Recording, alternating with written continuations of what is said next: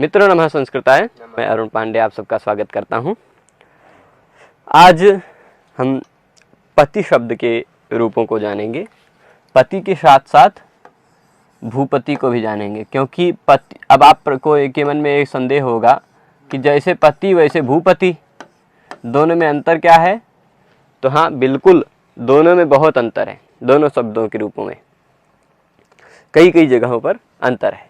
वह अंतर क्या है और क्यों है, उसके लिए आज का पहला सूत्र है।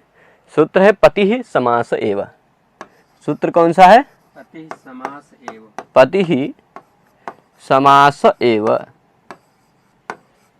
यहाँ क्या है? समास एव में मूल रूप से समासे एव है, लेकिन समासे में जो ए है उसको एचो यवायावह से अय आदेश हुआ है, समासय एव, और या का लोपा शाकल्य से लोप हो गया है, तो समास एव। ठीक है, तो पति ही समास एव, इसका तात्पर्य क्या है कि पति की घी संज्ञा कब होगी?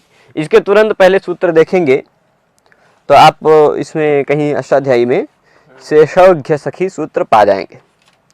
पति ही समास एव के पहले शेषौघ्य सखी के बाद है नेयंग वंग स्थानावश्री है। कौन सा है? पति ही समास एव। इस सूत्र के पहले आपको शेषौघ्य सखी सूत्र से घी की अनुवृत्ति 147 है ना, 147 है और ये 148 है, तो तुरंत बाद का सूत्र है। यानी पति शब्द की घी संज्ञा होती है। पति शब्द ह्रस्व इकारांत है, तो शेषौघ्य सखी से घी संज्ञा होनी चाहिए ना प्रभु जी। सखी भिन्न सभी इवर्णांत उवर्णांतों की घी संज्ञा होती है, तो सखी से भिन्न भी है, इवर्णांत है भी, इसलिए इसकी घी संज्ञा होनी चाहिए। पर इसके लिए विशेष नियम बना रहे हैं, पति ही समास एव। पति की घी संज्ञा होगी, परंतु कब? यदि पति शब्द समास में हो तो। यानी अगर अकेला बेचारा पति शब्द है तो उसकी घी संज्ञा नहीं होगी, लेकिन अगर समास में वही पति आ जाएगा तो उसकी घी संज्ञा होगी। यानी भूपति, भूवः पति, भूपति ही, ऐसा कहेंगे यदि, या फिर महीपति ही, सीतापति ही, ऐसा कोई अगर शब्द रखेंगे तब घी संज्ञा होगी समास में आने के बाद। समास के अंत में यदि पति शब्द आता है तो ही घी संज्ञा होती है, अन्यथा पति शब्द की भी घी संज्ञा नहीं होती। जैसे देख लीजिए, घी संज्ञा है, वृत्ति में केवल इतना ही लिखा है, घी संज्ञा। अब आप इसी से अर्थ समझ सकते हैं, पति समासे एवं घी संज्ञा है। फिर अब क्या कहते हैं, उदाहरण जो दिए हैं वो उदाहरण हम समझेंगे। उदाहरणों को समझने के लिए पहले ऐसे देखते हैं, इन उदाहरणों को समझने के लिए पहले पति शब्द से हम प्रत्यय लगाते हैं। पति शब्द को एक वचन में बनाना है यदि, तो हम क्या करेंगे? पति शब्द से कौन सा प्रत्यय लगाएंगे? पति सु। ठीक है, सु में से बचता क्या है? सु में से स बचता है। उपदेश जनुनासिक इत से स की उ की संज्ञा होती है, तस्य लोपा से लोप हो जाता है। अब इस स के स्थान पर जैसे राम शब्द की सिद्धि में हमने विसर्ग कर दिया था, जैसे सर्व शब्द की सिद्धि में जैसे हरि शब्द की है, फिर सखी शब्द में नहीं हुआ था, और मतलब जितने शब्द इससे पहले हम बना चुके हैं सभी शब्दों में सु के स्थान पर विसर्ग करते आए हैं। तो उसी तरह सु में जो स है उस स के स्थान पर स रू से रू करेंगे, फिर रू का र बचेगा, उस र के स्थान पर खरवसानयो विसर्जनीय सूत्र से विसर्ग कर देंगे, तो क्या बन जाएगा? यानी कि पति प्लस सु जोड़ेंगे तो सु के स्थान पर विसर्ग होकर पति ही बनेगा, प्रथमा एकवचन, हरि ही, कवि ही इत्यादि की तरह। ठीक है, यानी यह सखी शब्द से थोड़ा सा भिन्न है, हरि शब्द की तरह अभी कुछ हद तक है। घी संज्ञा नहीं है, हरि शब्द की घी संज्ञा है पर इसकी घी संज्ञा नहीं है।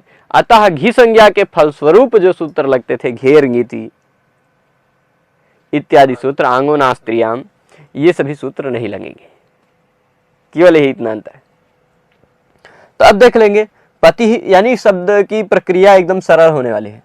और फिर उसके बाद अब क्या होगा? सु के बाद कौन सा प्रत्यय लगाएंगे देख लेते हैं, सभी प्रत्यय लगा के देख के। सु के बाद यदि औ लगाएंगे तो आप यहाँ पर कौन सा सूत्र लगाएंगे? सौ जस, यहाँ पर औ के बाद पति में ई है, उसके तुरंत बाद औ है, ई और औ के स्थान पर क्या करेंगे? प्रथमयो पूर्व सवर्ण से पूर्व वर्ण को दीर्घ कर देंगे। प्रथमा और द्वितीय विभक्ति का अक हो, प्रथमा और द्वितीय विभक्ति का कोई प्रत्यय हो, उसके तुरंत पहले कोई अक हो तो पूर्व वर्ण का दीर्घ हो जाता है। तो जैसे हरि हमने द्विवचन में बनाया था, वैसे आप क्या बना लेंगे?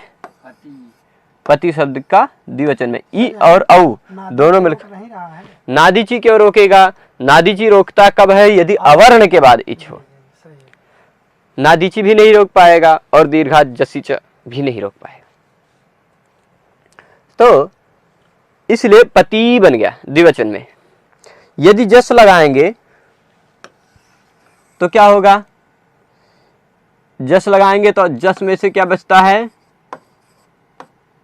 जस में से बचता है अस, पति अस, ऐसा होता है ना। यहां पर एक सूत्र आप पहले हरि शब्द की सिद्धि में सीख आए हैं, जसीचा। जसीचा कहता है ह्रस्व के बाद यदि जस प्रत्यय हो, ह्रस्व वर्ण के बाद यदि जस प्रत्यय हो तो ह्रस्व वर्ण के स्थान पर गुण हो जाता है।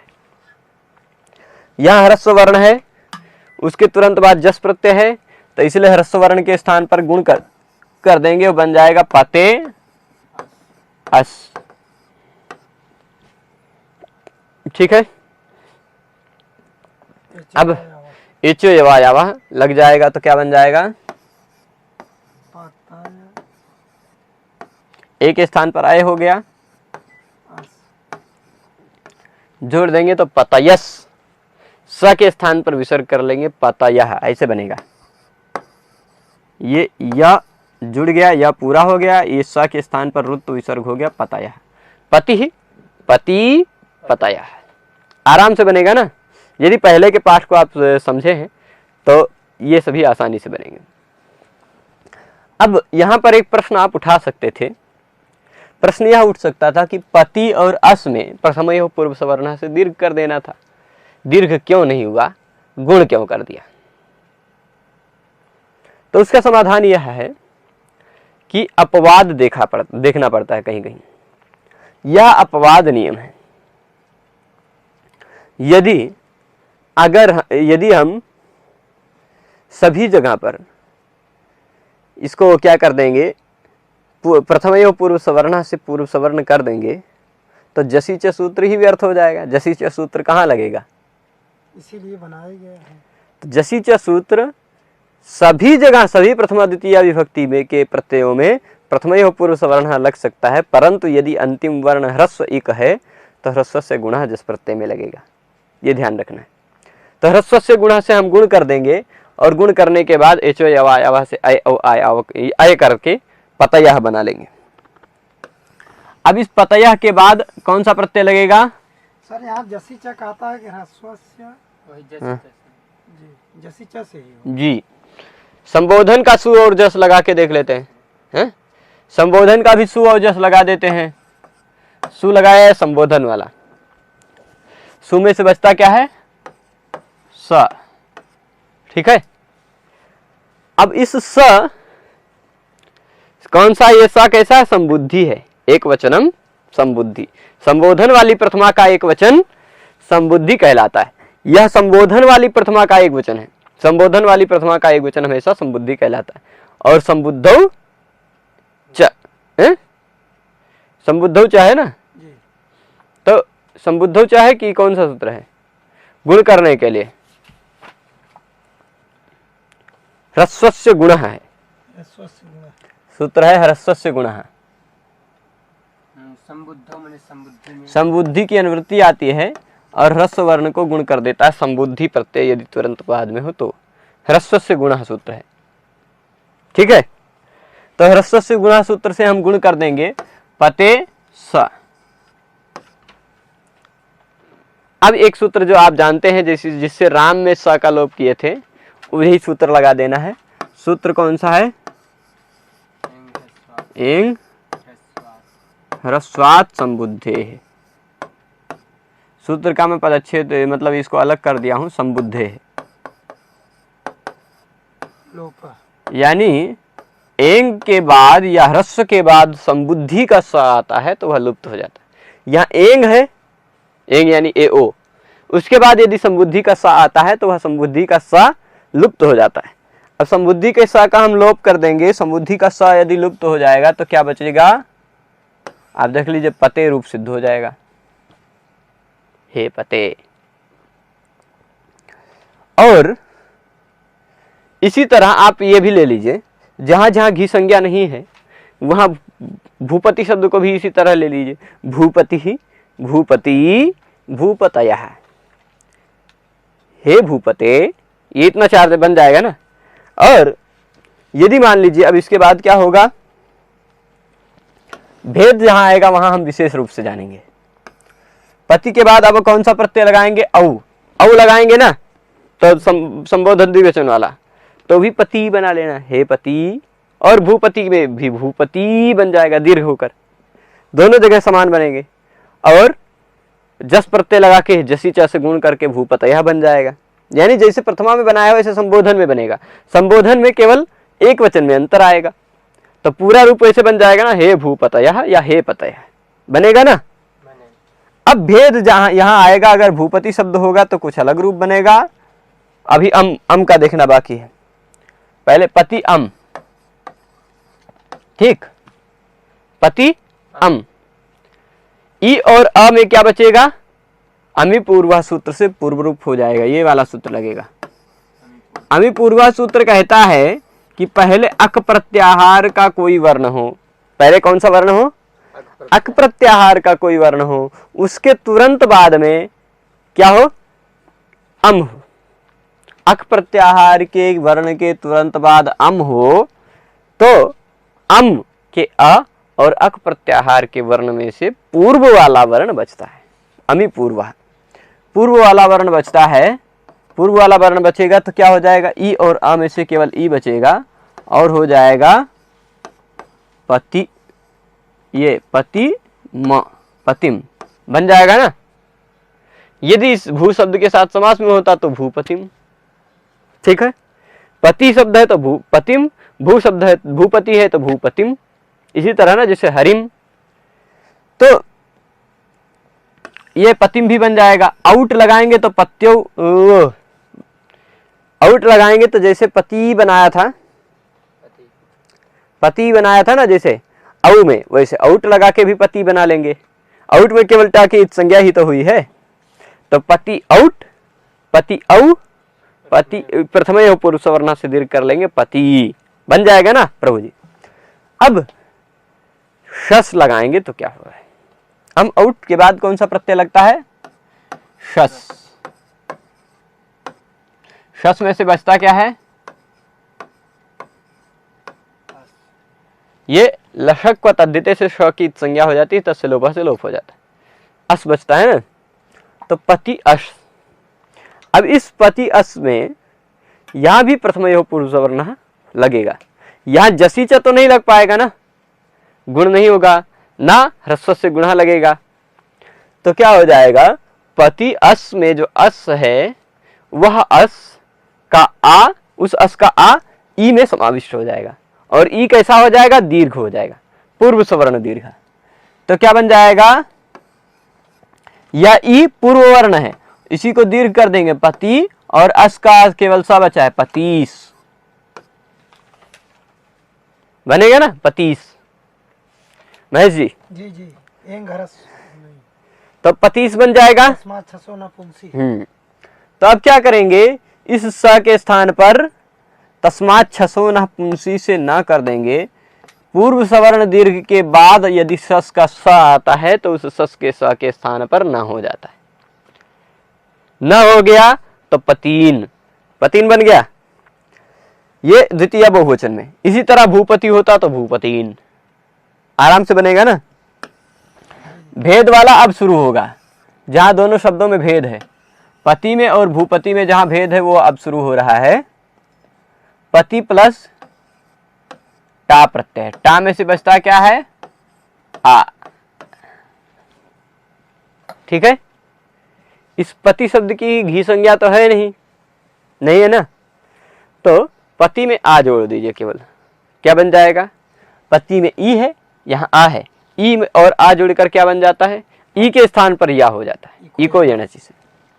तो ती में जो वो था ई, वह ई लुप्त हो गया और उस ई के स्थान पर आ गया है या, उस ई के स्थान पर आ गया है या, ये ता आधा, ये या, और यह आधा है भी, ई के स्थान पर आया और उसमें ये वाला आ जुड़ जाएगा तो क्या हो जाएगा, पत्या।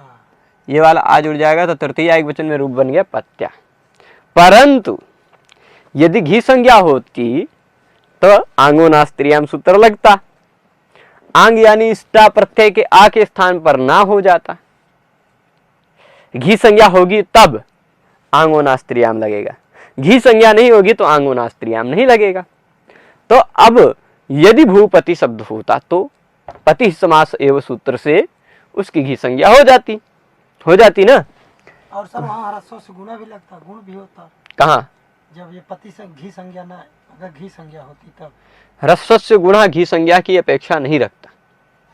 ह्रस्व गुणा कहता है कि संबोधन में ह्रस्व वर्ण आए तो उसको गुण हो जाता है, बस। रामेण जैसे बनता सर तो। रामेण में गुण आ ई को हुआ है ना, आद गुणा से। अच्छा। तो हरिनाम में गुण क्यों नहीं हुआ है? रामायण में राम का आ था, इन का ए था, ई था। तो अब इस तरह आगे देखेंगे हम। पति शब्द यदि घी संज्ञक होता तो पति शब्द घी संज्ञक कब होता है? यदि वह समास में हो, भूपति या महीपति शब्द हो तो, ये सीतापति है यानी समास में आ गया है, तो अब ये घी संज्ञक है भूपति शब्द। और घी संज्ञक होता है तो आंगोनास्त्रियाम सूत्र से इस आंग यानी आ के स्थान पर ना हो जाता है। क्या हो जाता है? ना। भूपति में ना जोड़ देंगे, क्या बन जाएगा? भूपतिना। भूपतिना, महीपतिना, सीतापतिना, लक्ष्मीपतिना। ठीक है, ये अंतर आएगा। यदि घी संज्ञा होगी तो ना होगा, यदि घी संज्ञा नहीं होगी तो आ का आ वैसे बचा रह जाएगा। तो पत्या, पत्या और पतिना में अंतर पता चल गया ना। तो यहाँ क्या है, यहाँ पतिना नहीं बनेगा, भूपतिना ही बनेगा। पतिना तो किसी स्थिति में बन ही नहीं सकता क्योंकि समास में ही घी संज्ञा होती है। अब इसके बाद अगली स्थिति देखते हैं। ताप के बाद क्या है? भ्याम। टा के बाद मान लीजिए भ्याम प्रत्यय। भ्याम प्रत्यय कहाँ कहाँ आता है? तृतीया, चतुर्थी, पंचमी, तीनों जगह यह द्विवचन के रूप में आता है। भ्याम में से किसी की भी संज्ञा नहीं होती ना। भ्याम का भ्याम पूरा का पूरा बचा रहता है। यह ना तो आपको सुपीच सूत्र लगाकर दीर्घ करने की आवश्यकता है, कुछ भी प्रक्रिया नहीं करना है, इसी को ऐसे जोड़ देना है। क्या बन जाएगा? पतिभ्याम। क्योंकि और संधि का कोई नियम यहाँ लागू नहीं रहा है, लागू नहीं हो रहा है। तो क्या बन जाएगा? पतिभ्याम। पतिभ्याम। यदि भूपति से शब्द होता तो क्या बनता? भूपतिभ्याम, महीपतिभ्याम, सब तरह से कोई परिवर्तन नहीं। और यदि भीष प्रत्यय लगाएंगे तो भी कोई परिवर्तन नहीं आएगा। देख लेते हैं। भीष प्रत्यय लगाएंगे, देख लेंगे। भीष में स के स्थान पर विसर्ग हो जाया करता है, भी बन जाता है। तो पति भीष, पति भीष में स के स्थान पर ऋतु विसर्ग कर देंगे, पति भी बनेगा ना। बन गया। क्या बन गया? पति भी। भीष में जो स है उसके स्थान पर आप ससजसो रू से रू कर देंगे और रू का रा बचेगा, उस रा के स्थान पर खरवसाने विसर्जन यह सूत्र से विसर्ग कर लेंगे। ये सभी सूत्र मैं विस्तार से बता चुका हूं, इसलिए केवल सूत्र को स्मरण कराते हुए चलता हूं। ठीक है, तो अब पति भी बन जाएगा जी। इसके बाद भूपति भी बन जाएगा। इसी तरह भूपति शब्द होता तो भूपति भी। अब अंतर जहां आ रहा है, अंतर घी संज्ञा होने के फलस्वरूप तृतीया, चतुर्थी, पंचमी, षष्ठी, तृतीया, चतुर्थी, पंचमी, षष्ठी, सप्तमी सब जगह एक वचन में, सब जगह एक वचन में ही आता है अंतर। ठीक है, तो इतना ही अंतर है घी संज्ञा होने के फलस्वरूप। चतुर्थी एक वचन में क्या अंतर आता देख लेते हैं। क्या प्रत्यय होता? चतुर्थी एक वचन में कौन सा प्रत्यय है? गे। गे में से बचता क्या है? ए। ठीक है, पति और ए जोड़ दीजिए, क्या बन जाएगा? यह जो ए प्रत्यय है ना, यह ङित है, ङित है।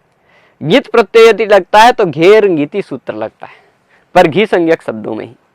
यह घी संज्ञक तो है नहीं, घी संज्ञा इसकी हुई नहीं है, तो इसलिए घी संज्ञक शब्दों में ही घेर ङिति सूत्र लगता है और गुण होता है।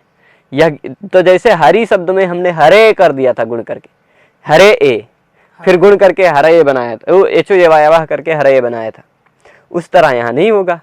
यहाँ केवल संधि का नियम इको यणचि लगा देना, ई है अच है, तो इको यणचि से यह हो जाएगा, क्या बन जाएगा? ता आधा बचा, ई के स्थान पर या हुआ, उसमें ए जुड़ गया, पत्ते। ठीक है, ये पति शब्द की चतुर्थी एक वचन में। परंतु यदि भूपति शब्द होता तो क्या होता? यदि भूपति शब्द होता तो यहाँ पत्ते नहीं बनता ना, तो घेर ङिति लग जाता है। क्यों? भूपति, भूपति शब्द कैसा है? घी संज्ञक है। घी संज्ञक शब्द के तुरंत बाद ङित प्रत्यय हो तो घी संज्ञक के अंतिम वर्ण को गुण हो जाता है। घी संज्ञक के अंतिम वर्ण को गुण होता है यदि उसके तुरंत बाद कोई ङित प्रत्यय हो। अब ङित प्रत्यय कौन कौन से हैं? ङे, ङसी, ङस और ङी, ये चार। चतुर्थी, पंचमी, षष्ठी, सप्तमी एक वचन। तो गुण होगा कि नहीं? यदि यही पति के जगह पे भूपति शब्द होता तो, भूपति, सीतापति या कोई भी शब्द होता तो यह घी संज्ञा हो जाती इसकी, समास में आने के कारण। पति समास एवं घी संज्ञा होती है, और घी संज्ञा के फलस्वरूप गे में जो ए है उस ए को ङित प्रत्यय मानकर, ङित है ही, पति के अंतिम वर्ण, भूपति के अंतिम वर्ण ई के स्थान पर घेर ङिति सूत्र से गुण कर देंगे। क्या बन जाएगा?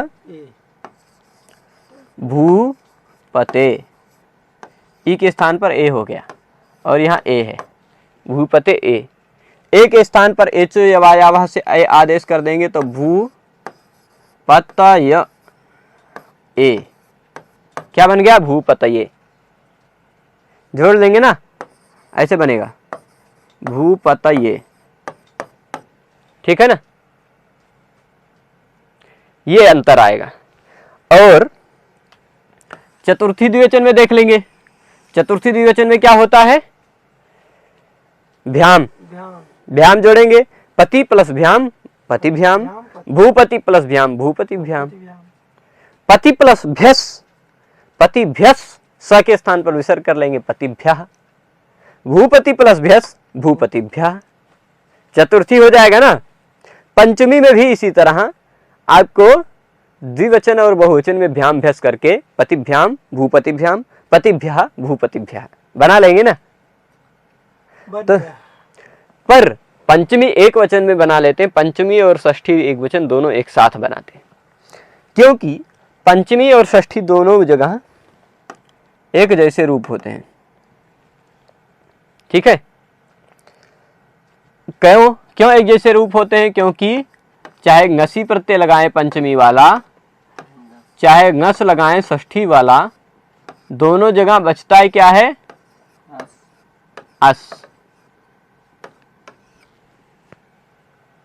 ngसी में भी ई और ङ चला जाता है, ङ चला जाता है लशक तद्धिते सूत्र से, और ई चला जाता है उपदेश जुड़नासी इत से। और ngस में भी क्या हो जाता है? ङ की लशक तद्धिते से इत संज्ञा हो जाती है, तस्य लोप अस्य लोप हो जाता है। तो दोनों जगह केवल अस बचता है। पति प्लस अस जोड़ेंगे, चाहे वो ngसी का हो चाहे ngस का हो, बनेगा तो रूप एक जैसा ही बनेगा ना। तब क्या होता है, यहां पर एक सूत्र आप पहले पढ़े हैं सखी शब्द की सिद्धि के लिए, यही एकमात्र रूप है पति शब्द में जो सखी शब्द से मिलता जुलता है। ये दो जगह वो सूत्र आप पढ़े हैं ऐसे, क्षत्यात् परस्य। यह सूत्र क्या कहा था? घी खी, मैं चारों लिख देता हूं, ती ती। ये खी ती, ये जो चार है ना, ख्या खी खी तिति, ये चार प्रकार के शब्द के स्थान पर यदि यण हो गया हो तो क्या बन जाता है? खी, और खी में ई के स्थान पर या कर देंगे तो क्या बन जाता है? ख्या। और ती में से ई के स्थान पर या कर देंगे तो क्या बन जाता है? त्या। ख्या और त्या के बाद आने वाले ngसी और ngस के स्थान पर ऊ हो जाता है। देख लीजिए, अभी पहले यहां हम बना लेते हैं, ये सूत्र बाद में लगाएंगे। उससे पहले क्या हो जाएगा? पति में ई है, यहां अस में आ है, ई को यणची लग जाएगा ना, ई को यणची लग जाएगा तो क्या हो जाएगा? पत्यस। पति में ये ई के स्थान पर या हुआ, ngसी और ngस का अस जुड़ गया, पत्यस बन जाएगा ना, पत्यस। अब यहां देख लीजिए, त्या है कि नहीं, तो ख्यत्यात परस लग जाएगा। जैसे सख्यस बना था तो सख्यु बना लिया था आपने, वैसे पत्यस का पत्यु बना लेना, बनेगा ना। अब अंतर क्या होता है? यह ख्यत्यात परस से क्या कहता है? ख्यत्यात परस सूत्र का अर्थ है खी और ती यदि ख्या और त्या के रूप में बदल गए हों और उसके तुरंत बाद ngसी ngसोह, ngसी ngसोह च सूत्र से ngसी ngसोह की अनुवृत्ति आती है। ngसी और ngस का प्रत्यय का कोई अ हो, एंग पदांता दति से अति की अनुवृत्ति आती है। ngसी और ngस प्रत्यय का ह्रस्व अ हो तो उस ह्रस्व अ के स्थान पर उत, रित उत सूत्र से उत की अनुवृत्ति आती, उत हो जाता है। ठीक है, तो इस अ के स्थान पर क्या हो जाएगा? उत, यानी ऊ हो जाएगा इस ख्यत्यात परस सूत्र से। तो आ हटा दिया, ऊ लिख दिया, 25 बन गया ना। स के स्थान पर स को हटा के आपको खरबसाने, स के स्थान पर स जो रू से रू करना है, यदि स के स्थान पर रू कर देंगे तो क्या बन जाएगा? रू, पत्य रू। और रू में से उपदेश जन्मराशि की से संज्ञा करेंगे तो केवल र बचेगा। इस र के बाद कोई वर्ण नहीं है, इसलिए खरबसाने विसर्जनीय सूत्र से विसर्ग कर देंगे, क्या बन जाएगा? पत्यु। ऐसे बनेगा पत्यु, पंचमी षष्ठी एक वचन में पत्यु। ठीक है, अब षष्ठी द्विवचन में हम देख लेते हैं, क्योंकि पंचमी द्विवचन हम देख चुके हैं, पंचमी द्विवचन बहुवचन हम सिद्ध कर चुके हैं। तो पंचमी द्विवचन बहुवचन में क्या होता, जैसे होता है वैसे षष्ठी द्विवचन बहुवचन में भी करना है। ठीक है, तो अब पत्यु बन जाएगा। षष्ठी द्विवचन में देखना है, नहीं, पंचमी द्विवचन बहुवचन से षष्ठी द्विवचन बहुवचन में बहुत अंतर है, क्योंकि प्रत्यय अंतर है। चतुर्थी द्विवचन और पंचमी द्विवचन, तृतीया चतुर्थी पंचमी द्विवचन, चतुर्थी और पंचमी बहुवचन एक जैसे ही होते हैं। तो अब षष्ठी द्विवचन और बहुवचन के रूप हम देखते हैं। षष्ठी द्विवचन का रूप क्या बनता है वो देखने के लिए कौन सा प्रत्यय लगेगा? पर अभी यहाँ एक चीज बतानी बाकी रह गई कि पंचमी षष्ठी एक वचन में घी संज्ञा होती तो क्या होता, ये बताना बाकी है ना। अंतर आता है, यदि भूपति शब्द होता तो ngसी और ngस का अस प्रत्यय होता। कौन सा प्रत्यय होता? ngसी या ngस होता, बचाता दोनों जगह अस। तो यह घेर गीति सूत्र लगता कि नहीं लगता? तो भूपति क्या बन जाता? भूपते बन जाता है, ई के स्थान पर गुण होकर भूपते बन जाता। और यह जो भूपते है, इसके तुरंत बाद एक सूत्र हम कल से पहले वाले पाठ में देखे थे,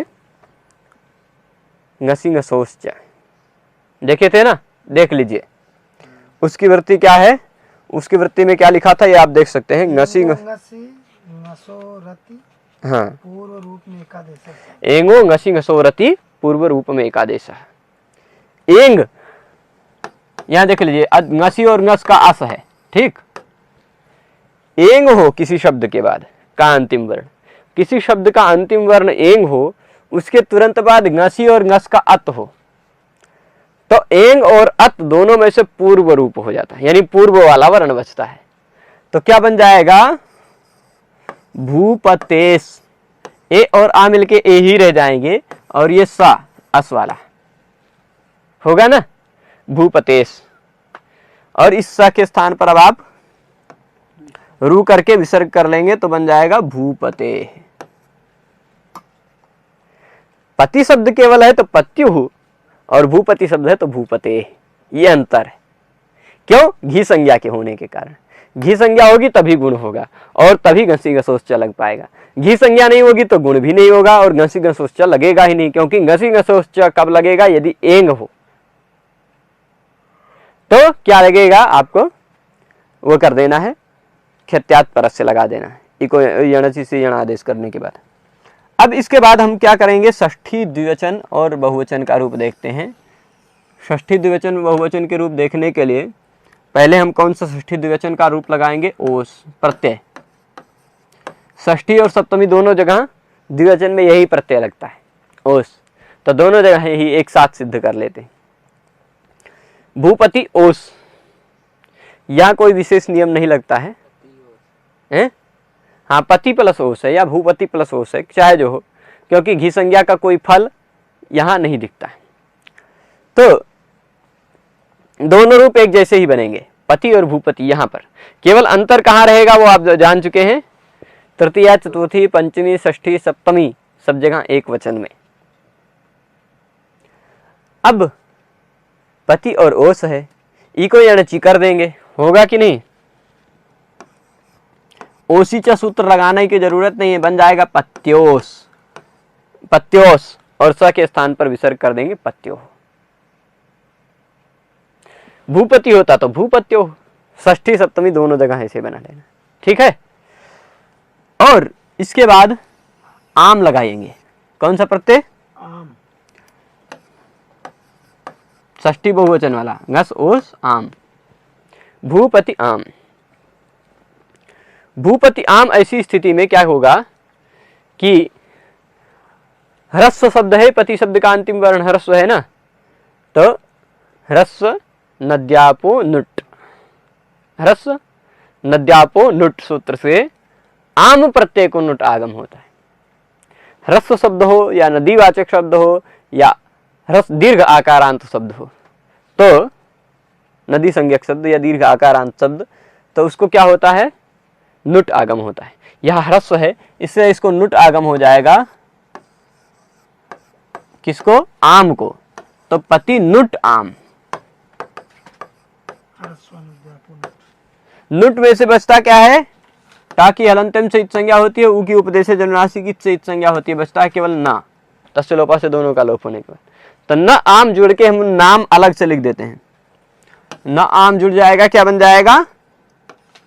नाम। यह नाम प्रत्यय हो गया है, ठीक है ना। नाम प्रत्यय यदि तुरंत बाद में हो तो ह्रस्व को दीर्घ हो जाता है। अजंतांगस्य दीर्घः। कब? नाम प्रत्यय यदि तुरंत बाद हुए हो तो अजंत शब्द को दीर्घ हो जाता है। क्या बन जाएगा? पति नाम। भूपति शब्द होता तो भूपति नाम, ठीक है, आराम से बनेगा ना। अंतर अब सप्तमी एक वचन में केवल आएगा, वही देख लेते हैं। सप्तमी एक वचन का द्विवचन तो हम सिद्ध कर चुके हैं, ओस लगेगा तो पत्यो भूपत्यो बन जाएगा। एक वचन और बहुवचन सिद्ध करते हैं तो ये पति शब्द भी और भूपति शब्द भी एक साथ समाप्त हो जाएगा। तो एक वचन में क्या हो, कौन सा प्रत्यय लगेगा? सप्तमी एक वचन में गी प्रत्यय लगेगा ना, गी ओ सुप, गी, ठीक है। गी में से बचता क्या है? ई। गी में से ई ही तो बचेगा। लसक को तद्दिते से ग की संज्ञा होकर तस्य लोपा से लोप होने के बाद ई शेष बचेगा, तो पति ई। अब इस पति और ई में से क्या होता है कि दो स्थिति आती है। यदि भूपति शब्द है तो अलग नियम लगेगा, और यदि पति शब्द है तो अलग नियम लगेगा, है ना। यहां क्या होता है? औत सूत्र है। औत सूत्र पढ़ा था ना हमने सखी शब्द की सिद्धि के लिए, पढ़ा था। जी जी। वह औत सूत्र कहता है नी के स्थान पर औ हो जाता है। नी के स्थान पर क्या हो जाता है? ये गी के स्थान पर औ हो जाता है यदि गी ह्रस्व ई के बाद हो तो। यदि गी ह्रस्व ई के बाद हो तो उस गी के स्थान पर औ हो जाता है। हम गी के स्थान पर क्या कर देंगे? औ कर देंगे, कर देना प्रभु जी। जी जी जी। औ हो गया, यहाँ पति वैसे का वैसे आ गया, ये सो सर औत। आउट से। हाँ, औत सूत्र यही कहता है ना कि किसी शब्द का अंतिम वर्ण यदि ई हो और उसके तुरंत बाद गी आता हो, ई के तुरंत बाद गी आता हो तो गी के स्थान पर औ हो जाता है। सूत्र है औत। हमने सखी शब्द बनाते समय देखा था, सख सख्यऊ बना था ना, तो औ हो गया। इसी के तुरंत बाद का नियम है अच्च घेह, वो घी संज्ञक में लगता है। अच्च घेह घी संज्ञक में लगता है, या घी संज्ञक नहीं है तो यहाँ ए औत लगेगा। इसके तुरंत बाद वाला नियम है ये औत। औत पहले नियम है कौन सा? 7-1-118। और अच्च घेह जो हम हरि शब्द की सिद्धि में देखे थे वह 119 नंबर सूत्र है, इसके तुरंत बाद का सूत्र है ना। 7-3-119। 7-3-119 हाँ, जी जी। तीसरे पाद में। एक तो बार 7-3-119 है अच्च घेह, उसके तुरंत पहले का सूत्र है औत। यह क्या करता है समझिएगा, यह कहता है कि गेह, इसके पहले आप देखेंगे तो सूत्र होगा गे राम नद्याम नीभयः, है ना। अष्टाध्यायी में देखेंगे तो गे राम नद्याम नीभ्यः, और उसके साथ साथ और एक सूत्र होगा इदुद्भ्याम, है ना। तो इन दोनों सूत्रों की अनुवृत्ति आती है, यानी ई के बाद आने वाले गी के स्थान पर आम हो जाता था, वो आम वाला नियम यहाँ नहीं लगेगा। आम वाला नियम क्या, आम गी के स्थान पर आम जो होता है वह स्त्रीलिंग में होता है। आम नद्याम निभ्या, नदी आप और नी इन शब्दों से होता है। परंतु यह ईदुद्भ्याम से ईत की अनुवृत्ति आती है, और उसके साथ साथ गेह की अनुवृत्ति आ जाती है, गे राम नद्याम निभ्या से औत, यानी ई के बाद आने वाले गी के स्थान पर औत यानी औ हो जाता है। केवल इतना ही हमने कर दिया है ऑलरेडी। तो आप देख लेंगे अब क्या बन जाएगा, पति औ। पति औ बनाने के बाद ई के स्थान पर या कर लेंगे ना, ई के स्थान पर आपको करना क्या है, या यदि हो जाएगा, ई को जाना चाहिए से आधा हुआ या ऐसे, और उसमें औ जुड़ गया, पत्यऊ। सप्तमी एक वचन में पत्यऊ बन जाएगा, बनेगा ना महेश जी। बन गया। अब यदि यह पत्यऊ नहीं बना, यह पत्यऊ नहीं है, पति शब्द नहीं है, भूपति शब्द है, उसके बाद यह गी प्रत्यय है, गी प्रत्यय का ई है, तो क्या होगा, शुद्ध शब्द क्या है, भूपति। तो यहां पर सूत्र ये लगता है आउट। अच्च घेह। घेह यानी घी संज्ञा, कस्य, जिसकी घी संज्ञा हुई है उसको अत च यानी अभी हो जाता है। घी संज्ञा जिसकी हुई है उसके अंतिम वर्ण को अभी हो जाता है, और घी के स्थान पर औ भी हो जाता है। दोनों काम होता है इसी सूत्र अत च। अब इस सूत्र के तुरंत पहले वही सूत्र है औ, औत, है ना। तो औत कहता है कि औ होता है, घी के स्थान पर औ होता है। ये क्या कहेगा कि घी संज्ञक यदि ई है, घी संज्ञक वर्णांत या उवर्णांत है, तो उसके स्थान पर क्या होगा, उसके स्थान पर अंतिम वर्ण के स्थान पर अ भी करना है और घी के स्थान पर औ भी करना है। च का है ना, अलो अंतस की सहायता से अंतिम होगा। अलो अंत्यस्य की सहायता से भूपति के अंतिम वर्ण ई के स्थान पर आ हो गया तो भूपत हो गया, ई के स्थान पर आ हो गया, और गी के स्थान पर औ भी हो गया। दोनों काम यही सूत्र कर रहा है। औत से औत की अनुवृत्ति आती है। घे अत च गे औत च, गे औत घेरत च। इसी सूत्र की वृत्ति में ऐसा लिखा होगा, इदुद्भ्याम, क्या लिखा है, इदुद्भ्याम घेरोत, इदुद्भ्याम उत्तरस्य घेरोत घेरत च। इत उत के बाद आने वाले घी के स्थान पर औ हो जाता है, और घी संज्ञक के अंतिम वर्ण के स्थान पर अ भी हो जाता है, रस अ। तो भूपत औ, यहां यही अंतर आया। यदि अ नहीं होता, औ तो हो ही रहा था, वहां भी यहां भी हो रहा था, यहाँ अ आदेश हो गया, इसलिए अ और औ मिलकर फिर औ हो जाएगा, भूपतौ बनेगा, वहां पत्यौ बना था। ये अंतर है, ठीक है। तो अ है या औ है, अ और औ दोनों को एका पूर्व प्रयोग के सहयोग से वृद्धि रेचि से वृद्धि होगी, अ और औ के स्थान पर केवल वृद्धि होकर, अ और औ दोनों के स्थान पर वृद्धि होकर आ जाएगा औ, बनेगा क्या, भूपतौ, ठीक है ना। यह सप्तमी एक वचन में बन जाएगा, पति शब्द और भूपति शब्द दोनों एक साथ। अब यदि मान लीजिए भूपति शब्द के बाद क्या है, भूपत्यो बना लेंगे और पत्यो बना लेंगे, अंतिम प्रत्यय लगा देते हैं सु। कौन सा, सुप। पति प्लस सुप हो या भूपति प्लस सुप हो, सुप में से बचता क्या है, सु, ठीक है ना। हम केवल सु को बचा लिए, पति प्लस सु जोड़ देंगे तो पति सु बन जाएगा। लेकिन यहां पर एक सूत्र है आदेश प्रत्ययो, वह कहता है कि इण अथवा अथवा ये प्लस नहीं, अथवा कु यानी कवर्ग, इण अथवा कवर्ग के बाद यदि स आता है, आदेश अथवा प्रत्यय, यह स आदेश अथवा प्रत्यय का हो तो आदेश प्रत्ययोः सूत्र से इस स के स्थान पर ये वाला श हो जाता है, कर लेंगे ना, क्योंकि इण प्रत्याहार का वर्ण है, इसलिए उसके बाद आने वाले इस स के स्थान पर मूर्धन्य श हो जाएगा पतिषु। इसी तरह मूर्धन्य को इस तरह भूपति शब्द होता तो भूपतिषु। तो ये दोनों शब्द हमने देख लिया। अंतर कहां आ रहा है, केवल चतुर्थी पंचमी षष्ठी सप्तमी एक वचन में, तृतीया में भी।